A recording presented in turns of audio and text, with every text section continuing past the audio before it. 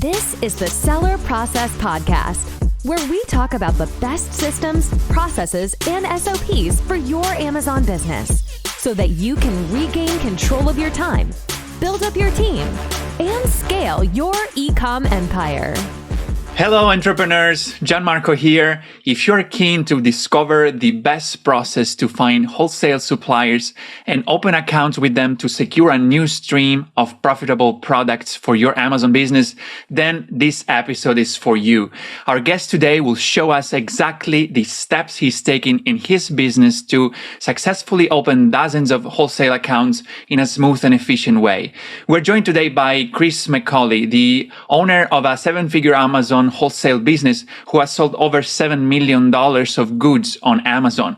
He also runs a YouTube channel centered around making passive income online. And he is also the founder of the Powerness podcast, a not-for-profit organization that sheds light on animal rescue and animal rights across North America.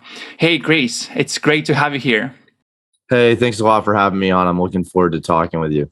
Yeah, man, I usually go straight to the point, like starting the episode. But now that we mentioned about animal rescue, I gotta ask you, are you a cat person or a dog person? Oh, apples and oranges, man. I grew up with both. I love them both. I can't make a decision on that. Hardest question of the interview right here. All right, great. That's a good answer for the host of the Powerness podcast. So you gotta love all the animals, I guess. I gotta stay in the middle ground for sure. All right, fair enough. So now let's start. So, I'm doing a private label actually in my own business. I've tried wholesale in the past, but I ended up working more with private label products. But then recently, I've discovered that many of my products are selling very well together with other famous brands. So I'm actually looking now to also expand my portfolio of products with some wholesale products. So what I want to say with this is that this episode might be both for those people who are interested in the wholesale business model and also for those who have a private label business model, because they can go well with each other. You can actually do both. And I actually know a lot of people who are successfully working with both business models. They have some private label products and wholesale products. So it can be a quite good complement to also diversify your account, right? So let's start with understanding your process. So give me, first of all, how a general perspective of your process.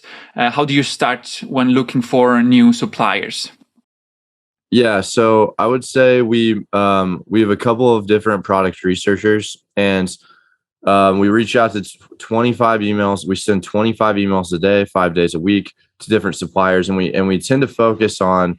I like to focus niche based. So, let's say we want to expand our beauty catalog. We will focus on beauty suppliers. And, we could do this, honestly, we just hit Google. We hit up Google and we just type in beauty wholesale supplier and all those other different variations of that. And you will find a ton of websites. And then from there, it's just a numbers game. It's who can have the best systems in place to efficiently get through these catalogs. And that's how we're so good at what we do, is because there's no secret to do what we do, but you just have to be efficient to get through all of those suppliers. Okay, that's interesting. So what would you suggest is the best approach when looking for suppliers? So how are you actually sending these emails? What's the search process to find those emails in the first place? Yeah. So, we really just type in, we'll find a website, and we really don't vet the website. It's just, let's just try and get a product list as quickly as possible. So that's the ultimate mission, is how can we get a product as quickly, a product list to analyze as quickly as possible, because there's going to be so many just garbage products. And so we will just send mass emails to these websites. And there's a software called SpyFu, where let's say if you find a good supplier, we'll plug that supplier into SpyFu and it'll spit out 4 more organic competitors. And then that's one supplier, 4 leads. And then you do that again, those 4 leads are going to have 4 leads, and it kind of blows up. And with one supplier, you can find, a few dozen potential suppliers. Interesting. Do you have that system like automated in terms of team? Like, do you outsource everything with? Oh yeah, I'm not doing VAs? any of that. I'm not doing any of that. We have a total of 7 people on our Amazon business right now, and they all work full time. And that is there's certain tasks. I have a business partner. There's certain tasks where we're still doing that, and we're still outsourcing. So the goal is to try and work, 5 hours a week and double the business next year. Yep. That's an awesome metric, actually. 5 hours a week. Okay. So which part then of this research are you doing, and which part is it's done by your team? Well, the only thing I'm really doing with the research is I'm analyzing the metrics. So like a lot of my business is just reports. It's just a lot of reports. Like there's like reports that are sent every day, every week, and every month. And by me getting a report, so in this case, supplier research of how many suppliers were reached out to, how many responded, how many actually sent us lists, how many lists were ran. When I get those numbers and then I compare them against previous weeks, just in a bar graph format, then I can kind of see, are we in the right place? So if all I'm doing is I'm really just critiquing the entire process from a macro level overview, if that makes sense.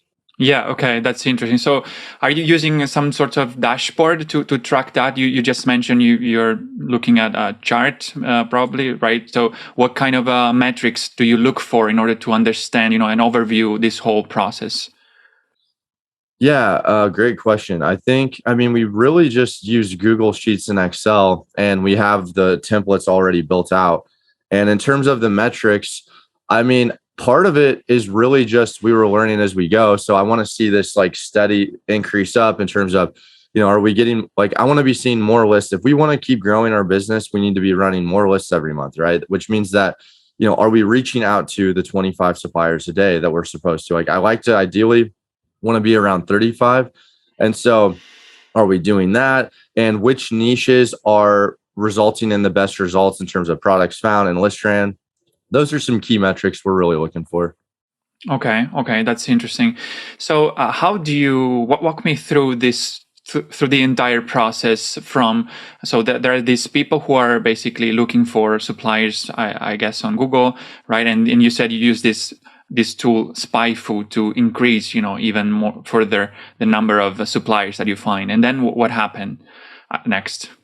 And you can also, I want to add to, you can also just go straight to trade show list if you want. You can just type in toy trade show, and then you'll find a manifested catalog of those suppliers. And then you can immediately start reaching out to those and plugging them into SpyFu. But essentially, to kind of carry on with your question is you can, we send out the email, we catalog the response, and a lot of them don't respond. So 50% of these are going to have to take a follow-up email in about a week or two where it's hey, we're reaching out to you. And then, maybe another 30 to 40% of those are going to need an actual phone call. So that's kind of the pipeline through there. But if you look at the suppliers that actually respond and then give us a catalog list, from there, we take that catalog and that supplier researcher passes that cataloged list, just like an assembly line, to our list running team. So I think of it, I call them list runners because these guys run a couple hundred, probably 300 lists a month, and analyzing products through a software called Scan Unlimited and AMZ Analyzer. And it quickly will run through these, tens of thousands of lists, item lists, and it'll vet them based on the criteria you plug in.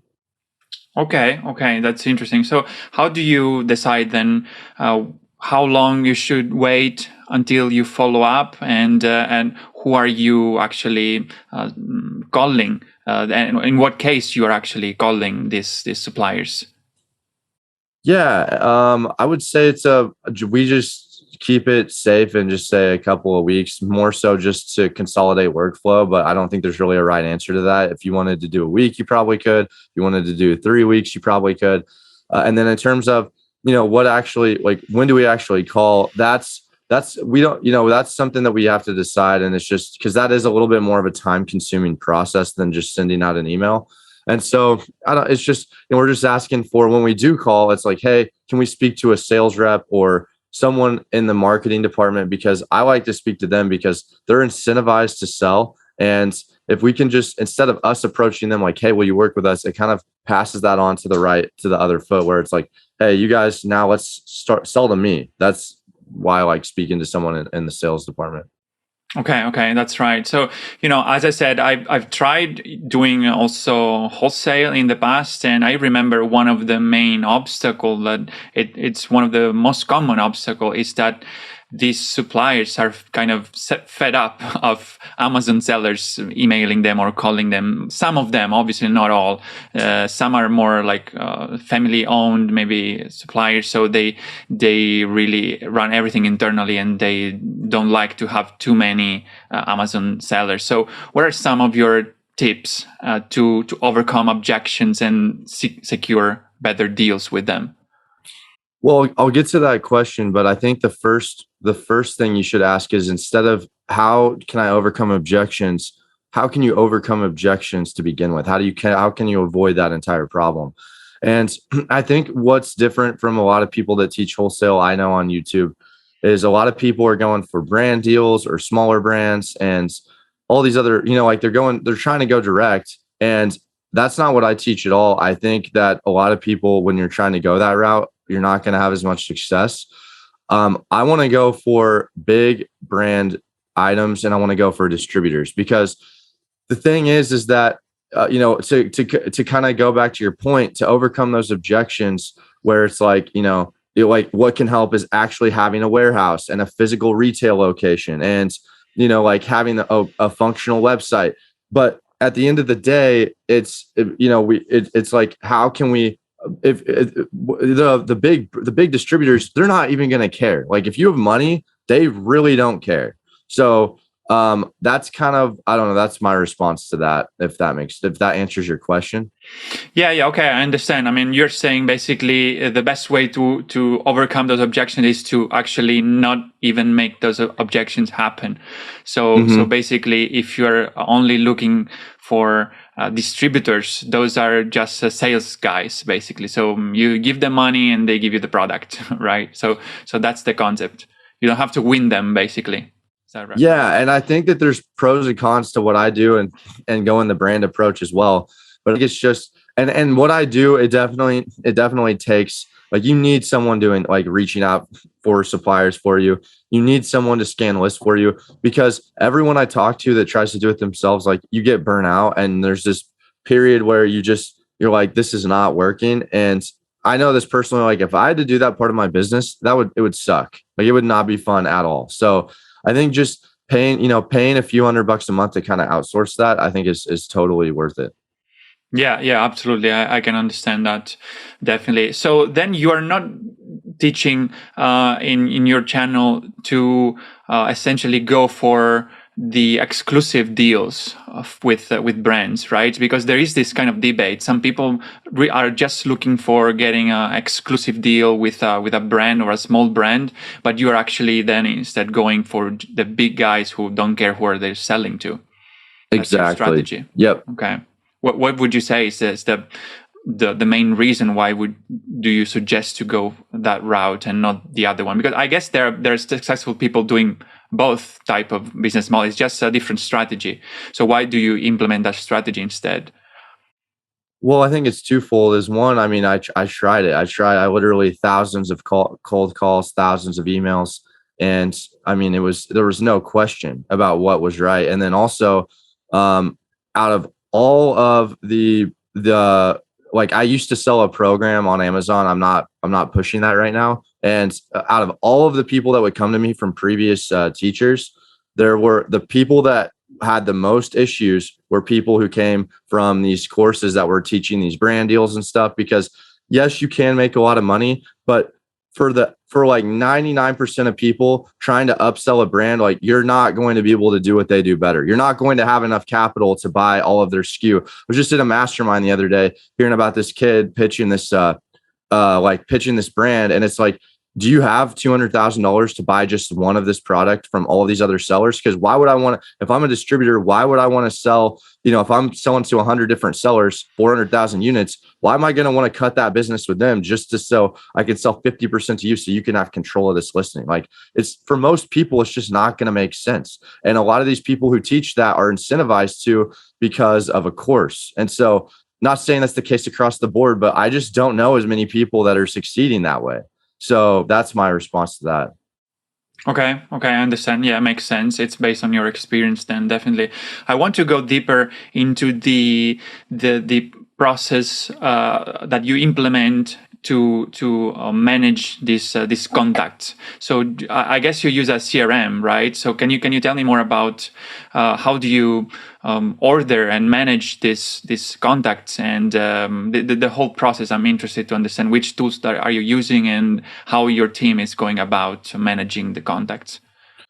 Yeah, that's a really great question. So not a lot of people ask that, and it's I would say it's a combination of Google spreadsheets and a software called NetHunt. So NetHunt, I don't know if you guys are familiar with it or not. There's some competitor ones out there, but essentially it's managing the workflows, and every person in our business gets access to this software, and it helps manage basically the 10 steps. There's 10 steps from when a supplier's initially reached out to, from the time that order is placed. And when you're placing, dozens of orders a week, you have to like really make sure that's dialed in, as well as, the suppliers that don't respond or stuff like that. So stuff doesn't slip through the cracks.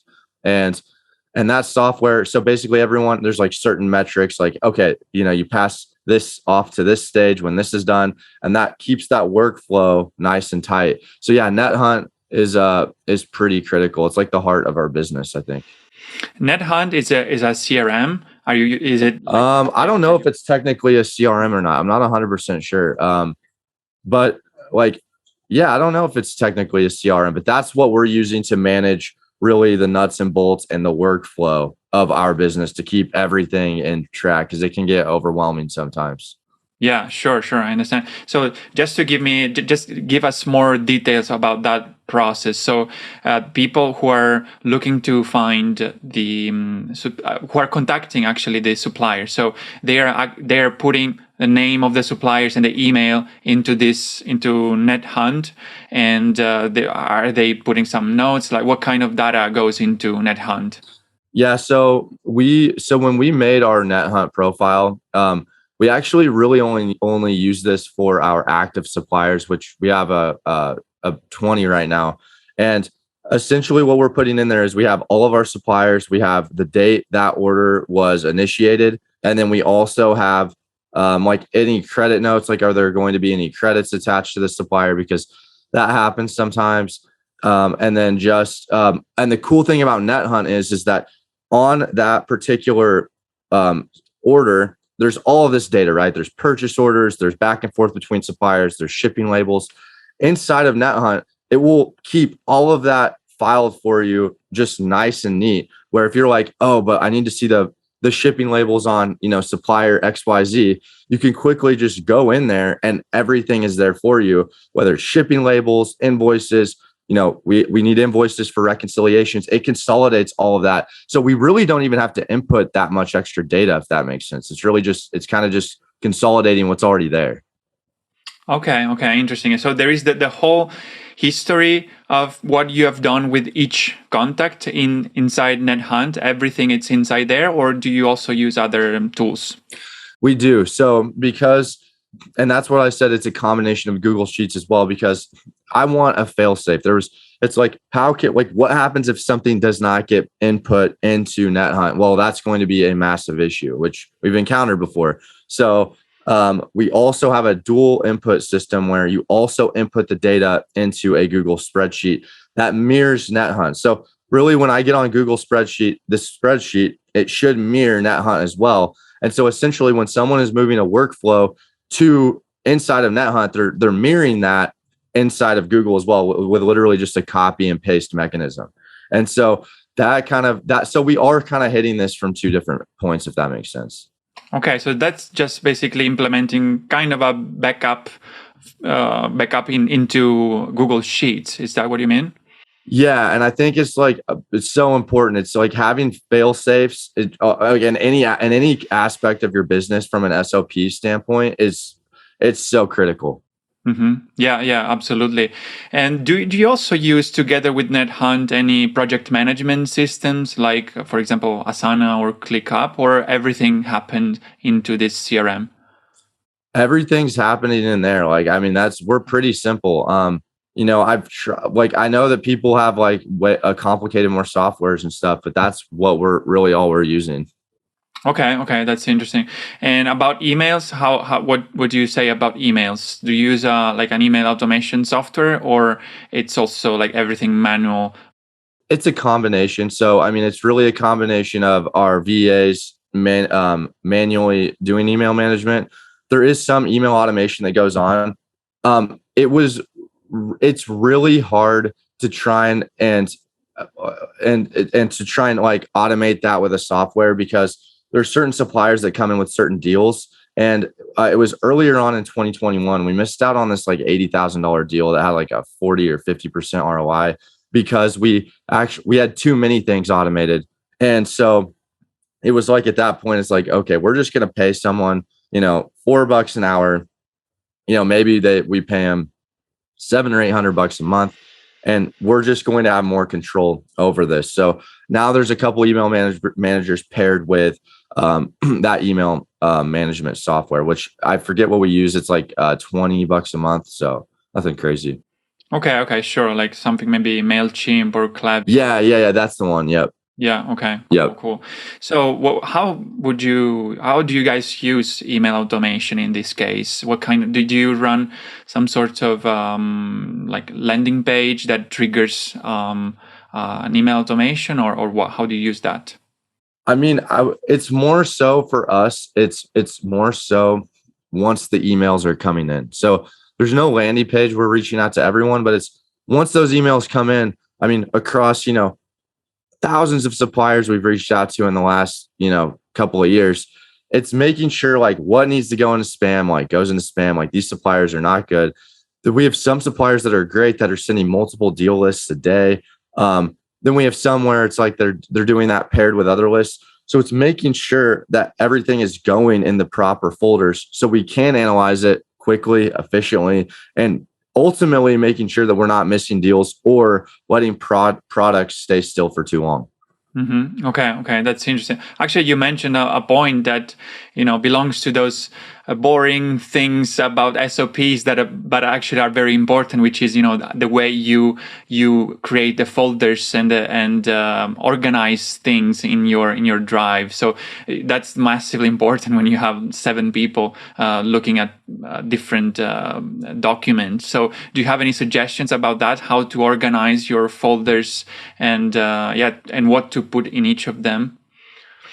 Yeah, I think that's a great question too, because like the thing is like you're asking me questions about my business, and in reality, for someone's business to be mirrored exactly like mine, it's probably slim to none. So if you were to look at your business, I would say, like map out the workflow, like try and like visually put your business on a piece of paper. And when it comes to that email management section, I would just look at, okay, what current suppliers do you have?